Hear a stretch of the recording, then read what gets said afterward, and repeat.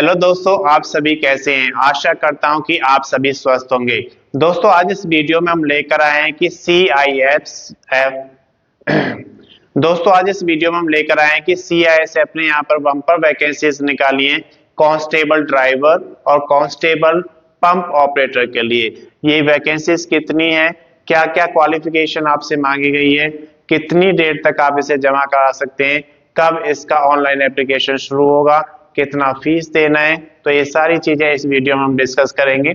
अगर अभी तक आपने चैनल को सब्सक्राइब नहीं किया, सब्सक्राइब करें, वीडियो को लाइक करें और ज्यादा से ज्यादा शेयर करें ताकि ये वीडियो उन सभी दोस्तों के पास पहुंचे जो CISF में कांस्टेबल या फिर पंप ऑपरेटर बनना चाहते हैं। तो आइए सबसे पहले हम यहाँ पर बात करते हैं इसकी प्रारंभिक तिथि की।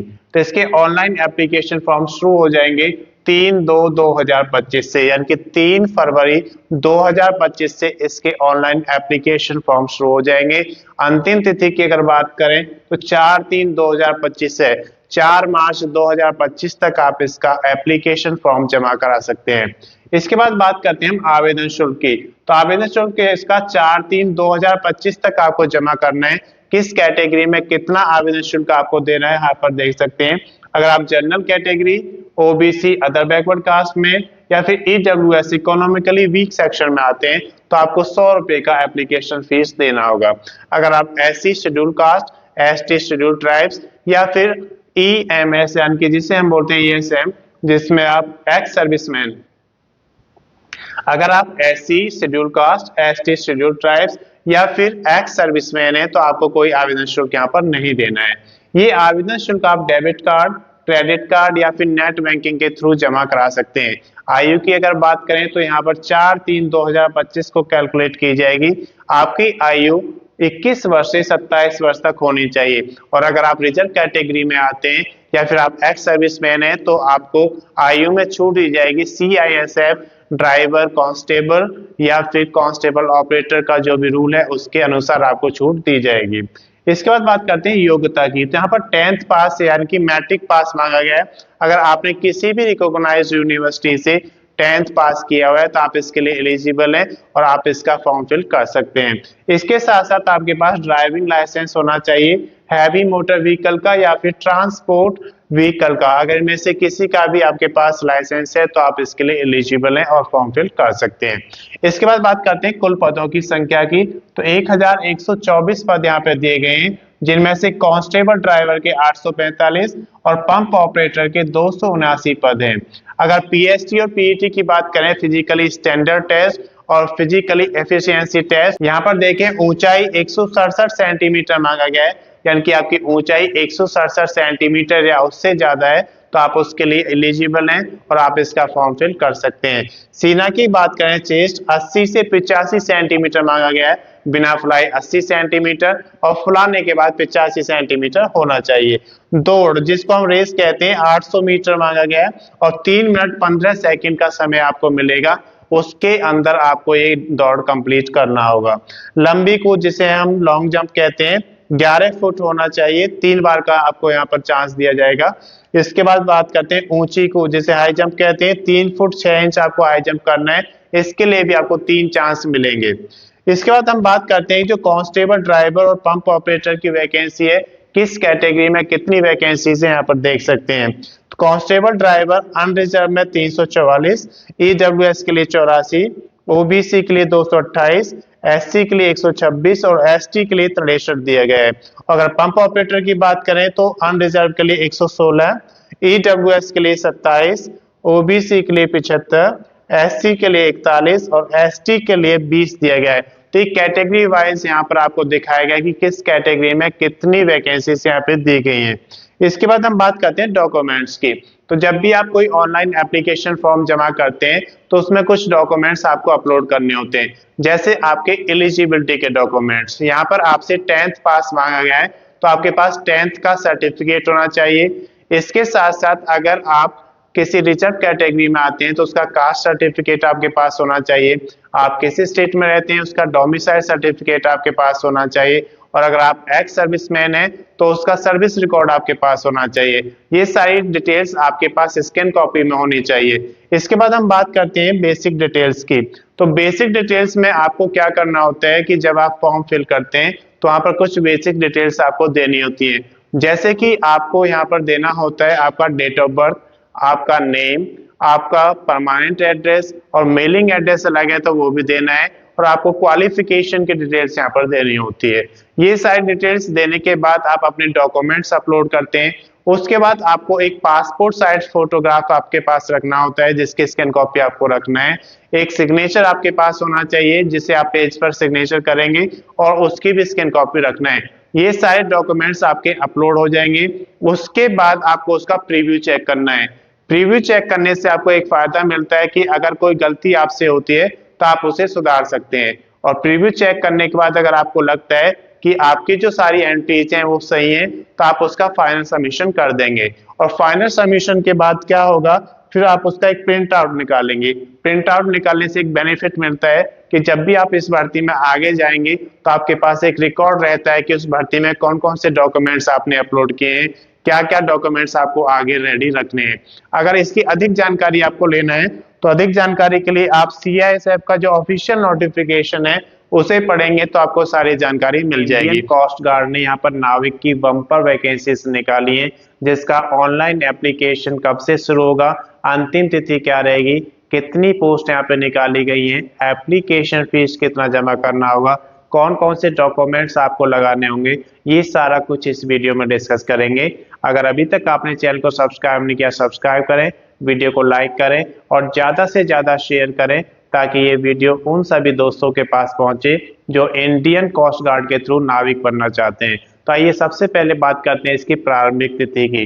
तो इसके ऑनलाइन एप्लीकेशन 11/2/2025 से शुरू हो जाएंगे, यानी कि 11 फरवरी 2025 से आप इसका ऑनलाइन एप्लीकेशन फॉर्म फिल कर सकते हैं। अंतिम तिथि इसका 25/2/2025 दिया गया है, यानी कि 25 फरवरी 2025 तक आप इसका ऑनलाइन एप्लीकेशन फॉर्म फिल कर सकते हैं। आवेदन शुल्क जो कि आपको 25/2/2025 तक जमा करना है। किस कैटेगरी में कितना आवेदन शुल्क आपको देख रहा है यहाँ पर देख सकते हैं। अगर आप जनरल कैटेगरी जिसे हम अनरिजर्व या सामान्य जाति कहते हैं उससे के अंतर्गत आते हैं, या फिर OBC जिसे हम अदर बैकवर्ड कास्ट या अन्य पिछड़ा वर्ग कहते हैं उसके अंतर्गत आते हैं, या फिर EWS जिसे हम इकोनॉमिकली वीकर सेक्शन कहते हैं इसके अंतर्गत आते हैं, तो आपको यहाँ पर 300 रुपए का आवेदन शुल्क देना होगा। अगर आप SC schedule caste, ST schedule tribes जिसे हम जनजातीय कहते हैं उसके अंतर्गत आते हैं तो आपको कोई आवेदन शुल्क यहाँ पे नहीं देना है। इसके बाद बात करते हैं कि जो आवेदन शुल्क आप कैसे जमा करा सकते हैं। तो अगर आप डेबिट कार्ड यूज करते हैं तो डेबिट कार्ड से इसका ऑनलाइन एप्लीकेशन फीस जमा करा सकते हैं। अगर आप क्रेडिट कार्ड यूज करते हैं तो क्रेडिट कार्ड से इसका ऑनलाइन एप्लीकेशन फीस जमा करा सकते हैं, या फिर नेट बैंकिंग के थ्रू भी आप इसका ऑनलाइन एप्लीकेशन फीस जमा करा सकते हैं। अब बात करते हैं आयु की। तो जो एज क्राइटेरिया यहाँ पे रखा गया है, आपकी जो आयु है वो उसके लिए एज आपकी 1/9/2003 से पहले आपका जन्म नहीं होना चाहिए और 31/8/2007 के बाद का जन्म नहीं होना चाहिए। अगर आप इस पीरियड के अंतर्गत आपका जन्म हुआ है तो आप इसके लिए एलिजिबल हैं और आप इसका फॉर्म फिल कर सकते हैं। अगर आप रिजर्व कैटेगरी में आते हैं तो उनको आयु में छूट दी जाएगी इंडियन कोस्ट गार्ड नियम के अनुसार। अब इसके बाद हम बात करते हैं कि कुल पदों की संख्या कितनी है। तो यहाँ पर 300 पदों की संख्या दी गई है जिसमें GD यानी कि ग्राउंड ड्यूटी की अगर बात करें तो 260 पद दिए गए हैं। तो GD के लिए यहाँ पर 260 है, उसमें से कैटेगरी वाइज आप यहाँ पर देख सकते हैं। अनरिजर्व यानी कि सामान्य जाति के लिए 100 रखे गए हैं। EWS इकोनॉमिकली वीकर सेक्शन के लिए यहाँ पर 25 दिए गए हैं। OBC की बात करें अदर बैकवर्ड कास्ट में तो 68 वैकेंसी दी गई है। SC शेड्यूल कास्ट के लिए 39 वैकेंसी दी गई है। ST शेड्यूल ट्राइब्स के लिए 28 वैकेंसी दी गई है। अगर योग्यता की हम बात करते हैं तो 10th प्लस 2 यहाँ पे मांगा गया है। किसी भी रिकॉग्नाइज्ड बोर्ड से आपका अगर 10th प्लस 2 पास है, लेकिन फिजिक्स और मैथ्स आपका 10th प्लस 2 में सब्जेक्ट्स होने चाहिए तो आप इसके लिए एलिजिबल हैं और आप इसका फॉर्म फिल कर सकते हैं। इसके बाद हम बात करते हैं यहाँ पर डोमेस्टिक ब्रांच की DB। तो DB ब्रांच की जो पोस्ट है वो अलग से दी गई है, 40 पद यहाँ पे दिए गए हैं, जिसमें से अनरिजर्व की बात करें तो 16 वैकेंसी यहाँ पर अनरिजर्व के लिए दी गई हैं। EWS इकोनॉमिकली वीकर सेक्शन के लिए 4, ओबीसी अदर बैकवर्ड कास्ट जिसे हम अन्य पिछड़ा वर्ग कहते हैं उसके लिए 9, एससी शेड्यूल कास्ट के लिए 8 और एसटी जिसे हम जनजातियां यानी कि शेड्यूल ट्राइब्स कहते हैं उसके लिए 3 पद यहाँ पे दिए गए हैं। इसके बाद बात करते हैं कि इसकी योग्यता क्या होगी। तो योग्यता के लिए 10th पास या फिर मैट्रिक आपका होना चाहिए किसी भी रिकॉग्नाइज्ड बोर्ड से। अगर आपने 10th या फिर मैट्रिक पास किया है तो आप इसके लिए एलिजिबल हैं, आप इसका फॉर्म फिल कर सकते हैं। इसके बाद हम बात करते हैं डॉक्यूमेंट्स की। तो जब भी आप कोई ऑनलाइन एप्लीकेशन फॉर्म जमा करते हैं तो उसमें आपको डॉक्यूमेंट्स अपलोड करने होते हैं। कौन कौन से डॉक्यूमेंट्स अपलोड करने होते हैं वो यहाँ पर आप देख सकते हैं। आपको एलिजिबिलिटी के डॉक्यूमेंट्स देने होते हैं। जैसे आप जीडी की अगर बात करें तो आपके पास 10th प्लस 2 का सर्टिफिकेट होना चाहिए फिजिक्स और मैथ सब्जेक्ट के साथ। और अगर आप डीबी की बात करते हैं तो आपके पास 10th या फिर मैट्रिक पास होना चाहिए। तो ये आपके एलिजिबिलिटी डॉक्यूमेंट्स में आते हैं और आप इसके लिए स्कैन कॉपी आप अपने पास रखेंगे। इसके बाद करते हैं आईडी प्रूफ। आपके पास एक वैलिड आईडी प्रूफ होना चाहिए और उसकी स्कैन कॉपी आपको रखना है। एक वैलिड एड्रेस प्रूफ होना चाहिए, उसकी भी स्कैन कॉपी आपको अपने पास रखना है। उसके साथ साथ डोमिसाइल, आप किस स्टेट में रहते हैं उसका डोमिसाइल सर्टिफिकेट आपके पास होना चाहिए। अगर आप रिजर्व कैटेगरी में आते हैं तो उसका कास्ट सर्टिफिकेट आपको अपने पास रखना है। तो ये सारे डॉक्यूमेंट्स आपके पास स्कैन कॉपी में होने चाहिए। उसके बाद फोटो की अगर बात करें तो एक पासपोर्ट साइज फोटोग्राफ्स आपको स्कैन कॉपी में अपने पास रखना है। सिग्नेचर की बात करें तो सिग्नेचर आपको एक पेज पर करना है और उसकी स्कैन कॉपी आपको अपने पास रखना है। ये सारे डॉक्यूमेंट्स स्कैन कॉपी में होने चाहिए क्योंकि ये आपको अपलोड करने होते हैं।